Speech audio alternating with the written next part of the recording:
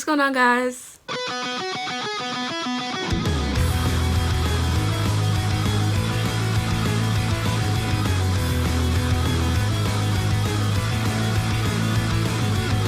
Welcome back to my channel. So today, guys, I'm bringing back something that I have not done in I think over a year. We are doing a book review today. I think the last book review I did was of Red, White, and Royal Blue. It was a book/movie review, and I think that was over a year ago now, and that video did pretty well for my channel. So I'm bringing it back today. I just finished this book yesterday. I'm really excited / nervous to get into it, but the book we are going to be reviewing today is Credence by Penelope Douglas. I even tabbed it. This is my first time ever like tabbing a book.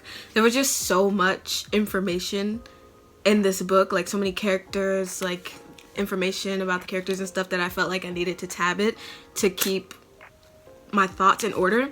And I also made some notes on my phone, so we're going to be getting into that today. I'm really excited just because I haven't done a book review in a while, and I kind of love doing these just so I can kind of put my thoughts about the book out there and you guys can give me your thoughts, whether they are different from mine or the same. I really do not judge at all. If you've read this book and you want to let me know what your thoughts are on this book, I would be more than happy to read your comments if you feel inclined to leave some. So yeah, that's pretty much it for this intro. So without further ado, let's go ahead and get into the video. Now, I'm going to preface this by saying, and I'm being 100%, this is my 100% honest review. This book was a difficult read for me, a hard read for me. And I don't mean that in the sense of like hard to comprehend. I mean that in the sense of it took everything in me to get through it. And we'll get into why. We'll get into why I didn't particularly enjoy this book. But I also want to say that I am not here to bash anybody. If you read this book and you really enjoyed it, or maybe it's one of your favorite books, I'm not here to bash you. You know, if you like it, I love it. It really doesn't matter to me or affect me at all. That's why I say if you want to leave comments telling me why you enjoyed the book, I'm 100% open to reading that, because I want to know what you enjoyed about the book and why you liked it. First thing I'm going to go through is just a little background with our background story between me and this book. I've had this book for over 2 years. I think this is the third year of me having this book, and I'm just now finishing it. So I got this book after I graduated high school, right before my friends went off to college, right before I went off to college. And this was my first ever BookTok recommendation book. A little crazy. If you have read the book, you might be like, really? Yes. And this was kind of when BookTok was like really popping off. Like it was really popular and everyone was like recommending books for BookTok and stuff. So I was like, okay, I want to get in on this, you know, action. So I went on BookTok, looked for a few book recommendations, and this one kind of stood out to me. I didn't know much about the book, but I saw people talking about it, and you know, I feel like when I looked at them, I didn't really take them seriously. But this one lady was like, if you do read this book, she loved it. But she's like, if you do read this book, you do have to set your morals aside. And I honestly didn't know much about the book, but I was just like, you know what, it should be fine. And then there was this other girl that she was like, this is my favorite book of all time, and like no book has ever topped it. So I was like, okay, it must be really good, so I'm gonna get it. It started off really good, you know, and there was a time when I got maybe a little bit halfway through it, and I was gonna shelf it. I wasn't gonna finish it because I realized that the book wasn't for me. So recently, I would say earlier this year, I ran into a friend, and they are a big reader. They've read some of Penelope Douglas's books, and they had read this one, and I told them that I started reading it, but I was like not gonna finish it because it just wasn't for me. And they ended up convincing me to finish it, because they're like, you have to, like the ending is so like, well, they didn't like the ending, but they were like, the ending is so crazy, like you have to read it. And I was like, okay, fine, like I guess I'll finish reading it. And it kind of held me accountable, because I told them that after I finished it, I would text them and tell them what I thought. So that's what I ended up doing. I just finished it yesterday, and I apologize if my information seems a little scattered. I still feel like I'm processing the book a little bit, because I finished it within 2 days. I finished it over the weekend, and I mean, this book is just a real roller coaster. Like, Wow, so I'm not gonna lie, this might be the last recommendation that I take from BookTok. I'm not the biggest fan of BookTok, not bashing anyone who is, but I just don't personally like to take recommendations from BookTok because I don't think those type of books are for me. The only other book recommendation that I've taken from BookTok is Red, White, and Royal Blue, but those are totally different sides of the spectrum. Like, Red, White, and Royal Blue is more of a cheesy romance, and this is very erotic. It's classified as an erotica romance novel, so that should tell you everything you need to know. Now what I want to do is I'm going to list off all of the spicy chapters. I'm not going to tell you what happened in them. I'm going to list off the chapters that have explicit scenes in them, mainly because there are some that I feel the need to point out that could be triggering to people. I just feel like that's important, if you know, because I don't want anyone to go into this book and then, because there's no warnings in this book. It's not a dark romance, so there's no warnings, but I feel like some of these chapters could be a little triggering for people who have been through certain experiences involving maybe SA or even the R word. So I'm gonna list them off. Grab a pen. You don't have to because I'm gonna put it on the screen. So the chapters that have explicit scenes are chapter 6, chapter 7, chapter 9, chapter 10, chapter 11, chapter 16, 17, 19, 20, 23, 24, and chapters 26 and 27. I put 26 and 27 together because they're kind of a continuation of each other. The 3 chapters that I want to point out that could be triggering are the very first chapter, chapter 6, chapter 23, and chapters 26 and 27.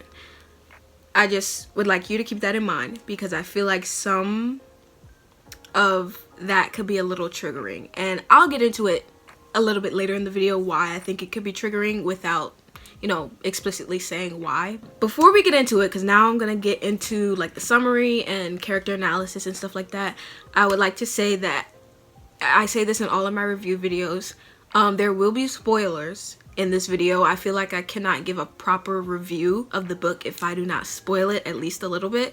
So if you have not read the book Credence by Penelope Douglas and you plan on doing so, go ahead and save this video to your watch later, and then go ahead and get the book and read it, and then after you've read it, come back and watch it, and like you can hear my thoughts and opinions, and if you feel so inclined, you can share yours. Like I said, I'm open to all opinions, whether you like the book, whether you didn't like the book, whether you feel indifferent about it.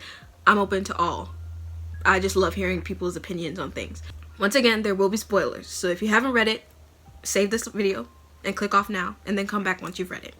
So now we're gonna get into the summary of the book. So basically, you've read it, but if you need a refresher, basically what this book is about, Tiernan, who is the main character, is a 17-year-old girl, and she was born into a wealthy family. Her mother and father, I think her mother was an actress, but I know in the book they talked about her mother possibly winning an Oscar, so that's how I know that her mother was an actor. But regardless, she was born into a wealthy family. Her mother and father were deeply in love with each other, like so in love with each other that they basically got caught up in their own love for each other. They forgot about their daughter. So she was kind of neglected most of her life. She spent most of her life growing up very lonely in this humongous house that, you know, only had her parents and her nanny. Her nanny, I don't know if was her nanny or like worked for her parents or whatever, but I think her name is, I'm gonna say Myra because that sounds right to me. So Myra was the only woman who kind of took care of Tiernan and like kept her company her entire time growing up. So we learn early in the book, like the first chapter, that her father becomes ill with cancer, and the mother is just so distraught, and they go through, you know, treatments for him and like chemo, but none of it's working. It's progressing very quickly. So I think her mother comes up with the idea that they are going to unalive themselves together.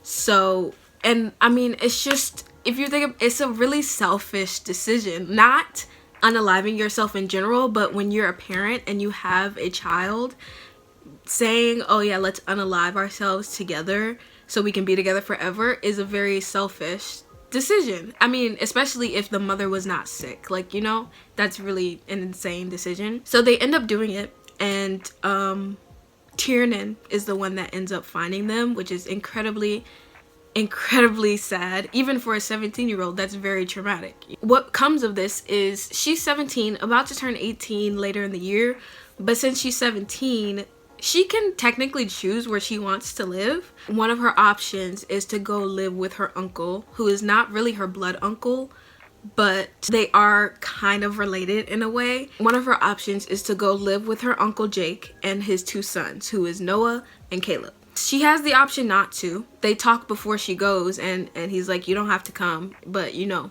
it's always an option. Like, the door's always open if you want to. And I think she is so lonely. There's no one to live with her in that house. She's an only child, and her parents are gone. So I think she jumps at the opportunity to just get away from everything. And she is wealthy on top of that and in the public eye.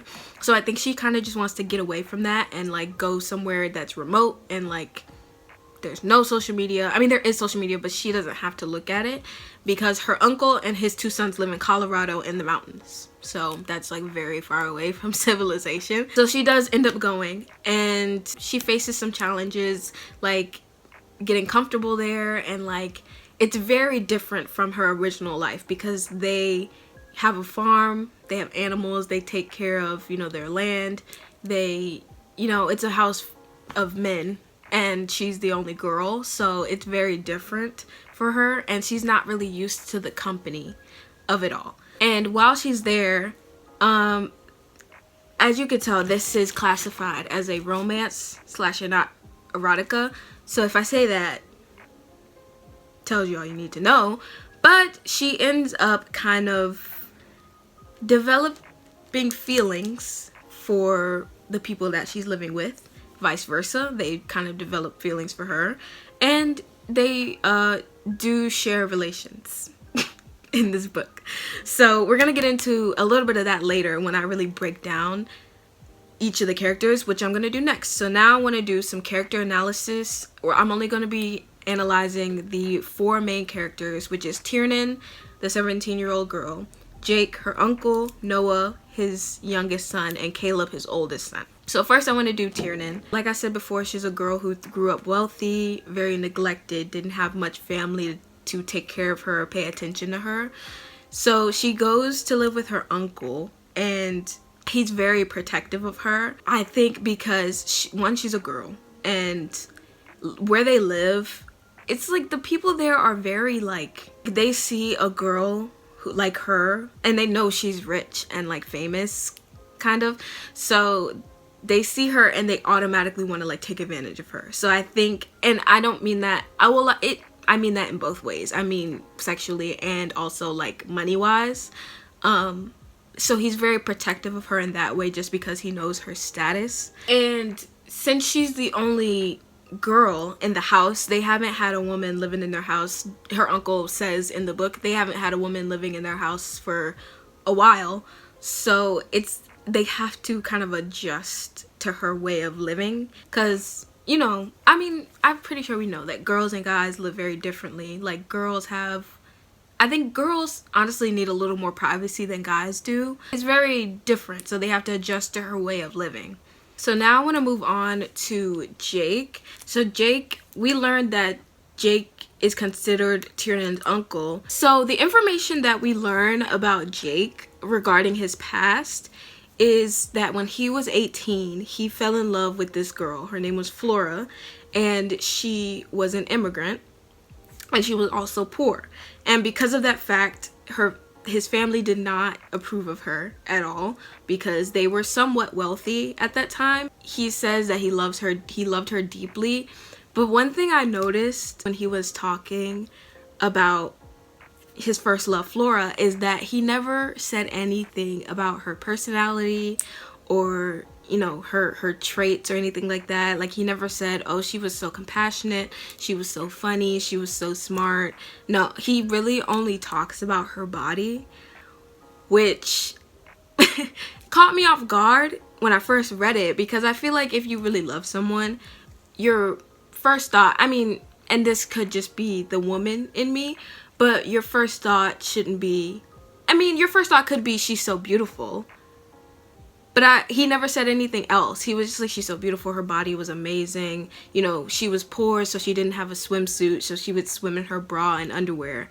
And that was kind of what he said about like loving her. And maybe he just didn't want to elaborate about, you know, his other feelings, like more vulnerable feelings. But I just found that kind of strange, but also very real in a way, because at first I caught myself thinking, I'm really surprised this book is written by a woman, because that is just a strange way to describe someone that you love. But then I'm like, well, women, and I'm not saying all men, okay, but for the most part, women know how men operate and how they think and how they work. And I feel like that is very real in a way, where a man will think, oh, she was so beautiful, her body was amazing first. And then later on, maybe they'll say, oh, and she was also very smart, very funny, very compassionate. So that was just something I noticed that kind of gave me like vibes. Since his family didn't approve of Flora, they wanted to find a way to get rid of her, because they did not want him to possibly get married to her and she be in the family. So the way they got rid of her was Tiernan's mother took her out one night and got her drunk. I don't want to say forced her, but like when you're drunk, to a certain extent, you don't know really what you're doing if you're very delirious in that way. So she ended up sleeping with Tiernan's father, and they basically blackmailed her and was like, okay, if you don't want us to tell Jake about it, then here's some money, go away and never contact us again. That's how they got rid of her, which is very effed up. But yeah, so basically she left and Jake did not know what happened. Nobody told him what happened. So he ended up going to look for her, and he found her eventually, but she would not, you know, open the door. She didn't want to talk to him. She didn't want to face him because she was so distraught about what she had did, even though it really wasn't her fault. But of course they're gonna make it seem like it was her fault. Not too long after that, she unalived herself. He finds out through her sister that she unalives herself. So she died by that, which is very tragic and very, very just sad, like for her family and also Jake, because he never truly found out what happened until like later. That is what made him leave his family and move to Colorado, like far away from his family, because he never wanted to talk to them again once he found out what happened and what they did. We also learned that we never really heard, until this moment, we never heard anything about the mother of his children, since we know it wasn't Flora. So we're like, okay, he had to have met someone else for him to have two sons. So he also expresses to Tiernan that the mother of his children is in jail for 10 to 15 years. He doesn't say what for. Tiernan doesn't ask because she doesn't want to overstep, but he never elaborates. He just says that she's in jail, and you know, she gave him his two sons, so he had to raise them on his own, and that was pretty much it. They didn't elaborate more on that. If you've read the book, you know that Tiernan and Jake share relations. In my mind, and I'm gonna share my thoughts on both Tiernan's side and Jake's side. So on Jake's side, I believe that Jake is drawn to Tiernan, and they kind of hint at this in the book, but I believe he's drawn to Tiernan because she reminds him of his first love, Flora. Whether it be personality-wise or body-wise, which is a bit strange. He was the one that unfortunately deflowered Tiernan. And I don't remember if she was still 17 at the time. I believe she was. We don't know how old Jake is. No one's age is specified in this book other than Tiernan's. We think that Noah is maybe, he's the youngest, so he's maybe 21, and we think that Caleb is probably 23 because Noah and Caleb are close in age, so I think they may be 2 or 3 years apart. I'm thinking that Jake is in his late 30s to early 40s. I'm leaning more towards 40s just because of the age of his sons. And at the time when he deflowered Tiernan, I believe she was still 17. So that, you know, I'm like, I know this book is for entertainment purposes and nothing about this is real at all, but I struggle when it comes to stuff like that to not imagine it to be reality, because it kind of is. You know, I see it on TikTok all the time. 14-year-old girls on Kick talking to 30-40-year-old men. I mean, that is a reality. And I know Tiernan's not 14, but she's still a minor. She's not 18. And even if she was 18, I would still see that as a flaw, because I'm like, you're a 40-year-old man having relations with the 17 or freshly 18-year-old girl. I find that very strange. You're the adult here, and technically she is a legal adult if she was 18, but we all know that when you're 18, you're still a kid. You are, you know, you don't make the best decisions. You're still a teenager. I'm 20, and I still consider myself a kid. You know what I mean? Like, I know I probably sometimes don't make the best decisions, and I know most decisions can't be like, well, I'm just a kid, so, you know, but like, you know, it's bound to happen. If you are very young, you'll make dumb decisions. That's just what kids do.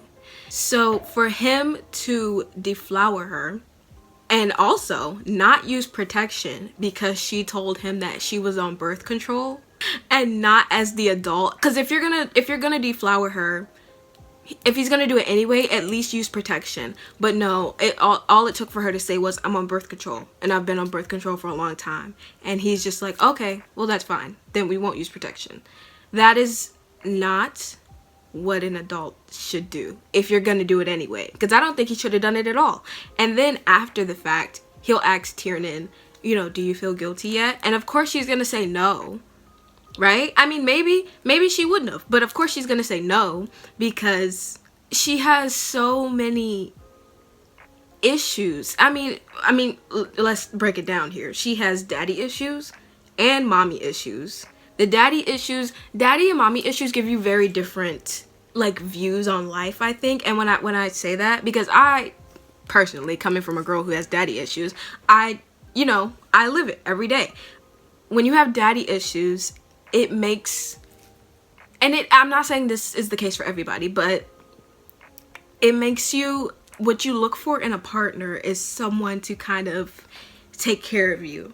And you just want someone to hold you and take care of you and be the provider when you have daddy issues. It depends on the type of daddy issues you have, but most of the time that's what you see. You look it up. I mean, there's so many people who break it down, and it's like, yeah, daddy issues make you attracted to older men. Not all the time, but that's a common factor. They make you attracted to older men. You want someone to be the provider, to give you like princess treatment, like take care of you. I mean, these are just real realities. Like, coming from someone who has daddy issues, I can attest to that.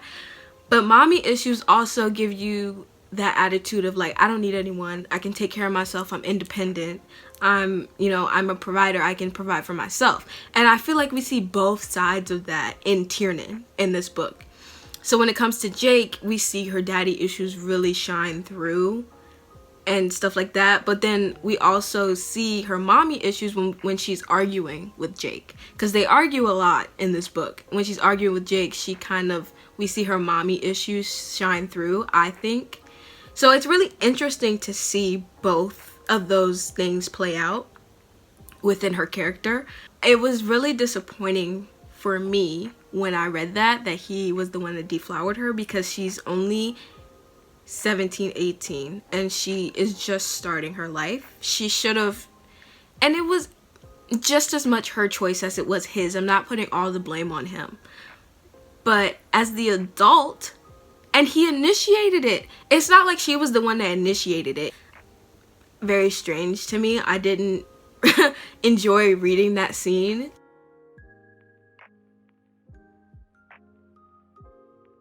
But like I said, for entertainment purposes, I just not personally, I find it very strange behavior. Anyways, when I tell you this book was an incredibly hard read for me, I mean that. Like, I found myself having to put the book down and kind of take deep breaths, because I was just like, this is incredibly almost sick in a way. And this is not even the sickest thing that happened in this book.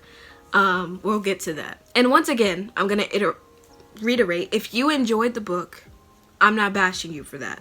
But I just feel these certain scenes like this made me very uncomfortable because, especially their age gap, because I know age gap is very, very popular nowadays because everyone's like, oh, I love older men, I want an older man, which, yes, I get it because I say that all the time, but me being a 20-year-old, I'm not realistically gonna go out here and start dating a 35-year-old man. You know, like, even though in my head I'm like, oh my god, that would be so cool, like, realistically I'm just like, that's not really socially acceptable, and some people don't really care, but I know that it's not probably the smartest thing to do, so I don't know, but I digress. Anyways, moving on from that, and we might come back and visit it if I forgot something, but now I'm gonna move on to our next character, which is Noah.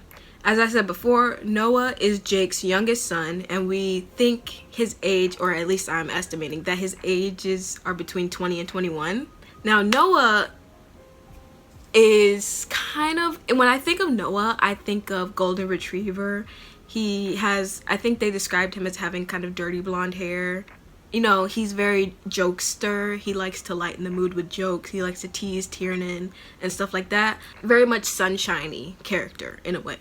One thing we learn about Noah kind of from off the bat is that him and his father butt heads a lot. They argue, well, I don't want to say they argue, but they clearly disagree on a lot of things. They get into tit for tat bickering a lot, and we learn why that is. It's because Noah's not happy where he is. You know, he's grown up in these mountains all his life, and I don't want to say that Jake keeps his sons from civilization, because they're free to go out, like go down the mountain and go to the town where there's people and shops and stuff. They're free to do that if they want to, but it's almost he's keeping them away from civilization as in the world. Like, they don't travel much. He's basically kind of like, I need you here to help me take care of the farm. Like, that's the way he keeps them kind of locked up onto the mountain. And Noah is just kind of sick of it. He's 21, and he's ready to like experience the world. He's been on this mountain since he was, you know, very young, and he just kind of wants to leave, and his dad doesn't really want to let him do that. Also, another thing that we learn about Noah is he wants to be a motocross racer, which is basically like dirt bikes or motorcycle racing. They have little competitions that they hold in their town of motor racing, and Noah will participate, and he's really good. We learn, like, he wins the race, the one race that we see him or read about him in, and he kind of goes to his dad and is like, you know, I would be very much, because they kind of have a family business, so he's like, I would be a lot more useful to the business if I could be on TV doing what I want to do.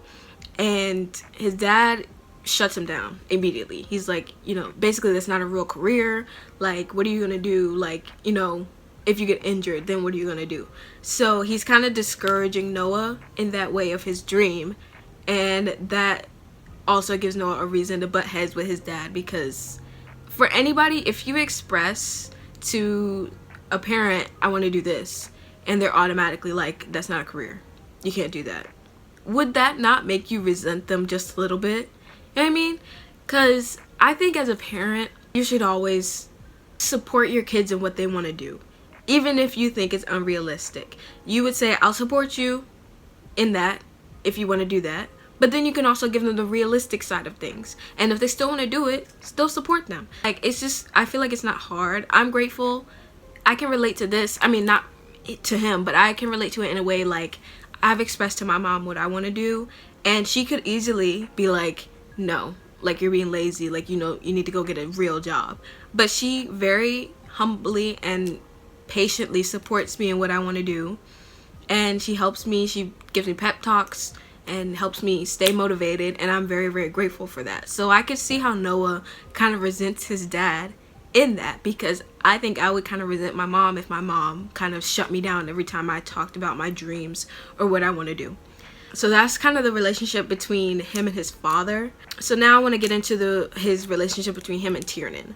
I think he likes having Tiernan around because he can somewhat relate to her in a way. I mean, if we look at it from a, you know, from a standpoint, their lives are very different. You know, she grew up wealthy and he grew up in the mountains doing farm work and stuff like that. But he can relate to her and she can relate to him in a way of like, they have no one to talk to. I'm gonna, like, his brother Caleb is mute. He doesn't talk, like, at all.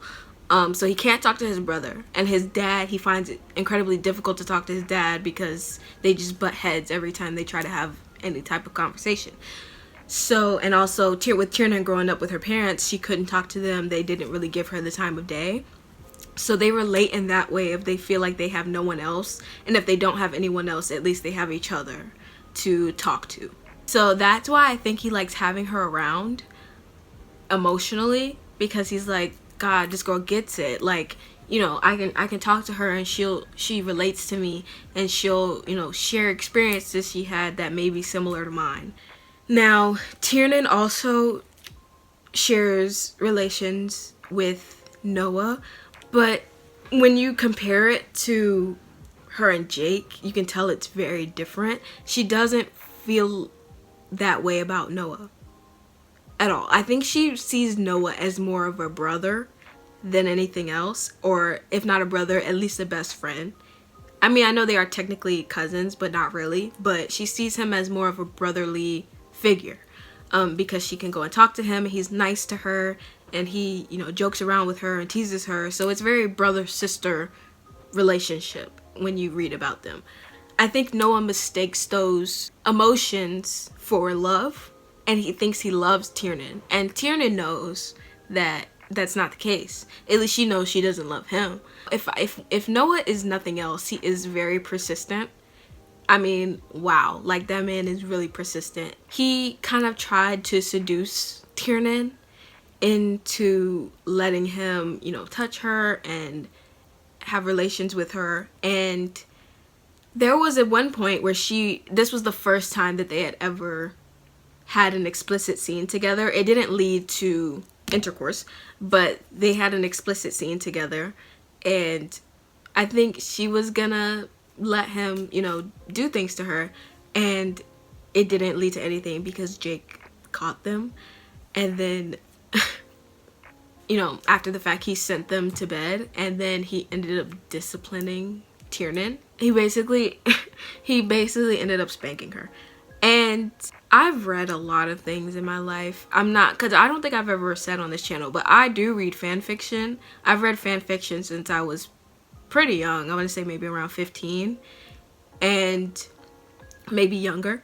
And I've read a lot of things, but that is just one thing that I have never been able to stomach, is spanking. Now, I want to preface this. If you are into that, I don't care, right? That's you. But me, I think it's because me growing up, that was a form of discipline, and turning that into something sexual is just, it gives me the ick. I don't like it. I cringe every time I read something about it, or if I see it in a movie or something. Like, it reminds me of that scene from 50 Shades of Grey. If you've seen it, you know. I hate it. I've only seen 50 Shades of Grey once, and that scene just makes me, like, internally cringe, because spanking is something I've never been able to read or watch. I don't like it, especially if it's sexual. I can't do it. That was kind of the first time he tried to initiate things with her, and at the time I think she was gonna do it, but they got cut off.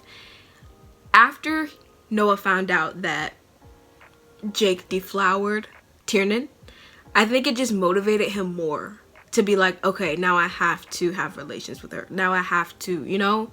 And it's almost weird the way they communicate about her. One, I thought they communicated about her or talked about her like she was an object. Because the first thing Noah said after he found out that his father deflowered her was, well, what if I wanted her too? And I'm kind of just sitting there like, are we talking about an object or an 18-year-old girl? You know what I mean? Like, y'all are all adults. And granted, I know it's scientifically proven that men mature later in life than women do, but you're still older than her. You might be closer in age, but you're still in your early 20s, and she is 18. So it's just, like, really crazy to me I don't know, the way they talk about her is as if she's an object and that they can just pass her around and share her. I mean, but Jake said he didn't want to share a woman, an 18-year-old woman with his sons. He said that. But it's just the way they talk about her as if they are going to is like really weird and crazy to me. I didn't enjoy it. Him finding out that his father deflowered her almost gave him more motivation to be like, okay, now I'm gonna sleep with her. Now I'm gonna do things to her. You know what I mean? And it got pretty scary to me at some points because it took her a long time to actually finally sleep with him, and the way it happened made me want to cry. But we will get into that in a second. There were multiple times before then that he asked her, or begged her basically, to let him touch her and have relations with her, and I really just think she did not see him in that way. So that was the reason why she was saying no. But he thought the reason she was saying no was because she was in love with his father, which I don't think she was in love with Jake. I don't. I think she had issues and Jake gave her the comfort that she was looking for. She never expressed that to Noah. So Noah's thinking, oh, so you can... And he said, oh my God, there was a quote. He said that I was gagged. I was like, bruh, he really ate her up. And he basically was like, oh, your dad didn't love you, so you sleep with mine so that he'll love you. Ate her up. I was like, whoa, no way he just said that. But yeah, since she didn't express that to Noah, he was just thinking, oh, so you just want my dad. Like, that's insane. There was a scene that really made me uncomfortable when it came to Noah because it felt very out of character for him. There was a scene where he got drunk. And I always say, and people say this all the time, and I believe it to be true, that drunk statements are sober thoughts. I believe that to be true. So he got drunk and, Jake had went away on a trip to their other cabin. And she was home alone with Noah and Caleb. And he got drunk and he basically was like telling her to come here. She was about to go upstairs and he was like, oh, come here. And she was like, no, I'm okay. And she tried to go to her room and he basically grabbed her and forced her to sit on his lap and was saying all the stuff he wanted to do to her. And like, she was actively pushing him away, being like, Noah, no, like, you're drunk. Let go of me, let me go. And he was actively like holding on tight and he was like, no, like, I want to be with you, I want this with you, like, blah blah blah blah. And he got so misogynistic. And one of the things he said, I'm paraphrasing, but one of the things he said was like you're supposed to serve all of the men in this house. And I think he was saying not just because she cooks for them, I mean they all cook, but she's the main one that cooks for them. And basically he was like, not just like food wise, but sexually too. And that is so like, he's like, you're supposed to serve us like after you give us our breakfast or like cook for us. And I'm like, that is so incredibly misogynistic. I can't get over it. So it made me sad and mad at Noah because I was just like, that is so out of character for him. Like, we see Noah as this bubbly sunshine jokester character, and then he gets drunk and he automatically is just like, you're a woman, you need to serve the men in this house. And I was just like, wow. It just made me so disappointed. I was like, I cannot even believe that. So basically the way she ends up having relations with Noah, and the first time she has relations with Noah is the first time she has relations with Caleb also. So they basically share her. And this is the one scene, I mean, no, this is not the one scene. There's another scene that makes me incredibly sad. But this scene felt incredibly almost manipulating. This is the same night that happened, that he got drunk and said that stuff to her. She basically, Tiernan suffers with night terrors. She suffered with them since she was young. She has a night terror and Noah is kind of standing at her door like wondering, is she okay? And then Caleb comes downstairs and basically busts into her room and goes and lays down with her and like hugs her so that she can calm down. And the way we see it, this is the first time we've seen Caleb do this, but the way he just does it on instinct is like he's done this before. And then after he's calmed her down, Noah smells something. He's like, do you smell that? their barn was set on fire. So Noah runs out there. He's like, oh my gosh, the barn's on fire. So he calls Caleb to come and help him put the fire out. As they're trying to figure out a way to put the fire out, Tiernan wakes up and she goes outside and she's like, oh my god, what happened? So Caleb runs off. They have a water tower. And the only way, because since it's winter at this time, they can't use the hose because it's frozen over. So the only water they have is the water tower. So Caleb goes to knock over the water tower. Noah and Tiernan are going inside the barn to kind of get the animals out because they don't want them to get hurt, of course. So they're getting the animals out. Tiernan runs in to let one of the horses out. And as she's letting the horse out, something happens. I don't remember what it was, but something cuts her upper arm, like deep. Like it's a deep cut. So once she lets the horse out, Noah has to go in and get her. They put the fire out. Caleb takes her inside.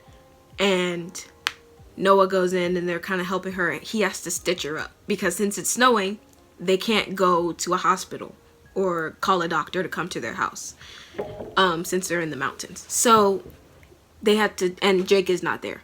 So they have to kind of take matters into their own hands. Caleb very quickly and calmly gets the first aid kit. Noah grabs a bottle of vodka or some type of alcohol.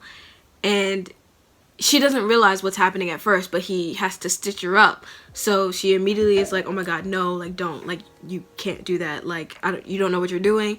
And they explain to her, you know, like we have to do it because there's no doctor here and you could get an infection and you could literally die. So she has to kind of let them do it. And so she's drinking the alcohol that Noah brought her because it's to dull her senses. And so she's drinking like big gulps. She takes at least 5 gulps, like huge gulps of this alcohol. You know, she's losing a lot of blood also because of the cut. So Caleb stitches her up with like, it's a fight, but they stitch her up. And I want you to keep in mind that she has been drinking and she has also lost a lot of blood. On top of that, she's also gone through the trauma of the fire and the night terror before that. That's 4 things. Keep those in mind. So basically, Noah gets snippy with her about, you know, I'm the only man that hasn't hit you in this house and yet you still don't want me. Giving very, I don't know, pick me kind of. And it's kind of like emotionally manipulating her in a way. That's how I saw it. I was like, you're emotionally manipulating her right now. Like, are you serious? And so I think, even though the author didn't write this in the book and didn't, you know, specify, I think she could be, if not tipsy, drunk. I think she could be. She's been drinking alcohol and she lost a lot of blood on top of the trauma of everything else, right? He basically emotionally manipulates her and she kind of is trying to comfort him in a way of saying, I do love you. I do like you. I think she's trying to tell him that she loves him, but she's also saying that she does want to have relations with him. But I can't tell if she actually feels like that or if she's saying it to make him feel better. This scene is very weird to me, but they end up giving her a bath in one of those, you know, those metal tins that people like in movies sometimes they sit in it, and you know, also it's almost like those tins that people take ice baths in, like athletes, almost like that. So they put her in there and they basically give her a bath in the middle of the kitchen. They're in the middle of the kitchen, mind you. And they're bathing her. Why? I don't know. She could have easily went to take a shower. As they're actively doing this, Noah is like seducing her. And they're also touching her. Caleb is touching her. And Noah is constantly in her ear like, say yes to us. Say yes to us.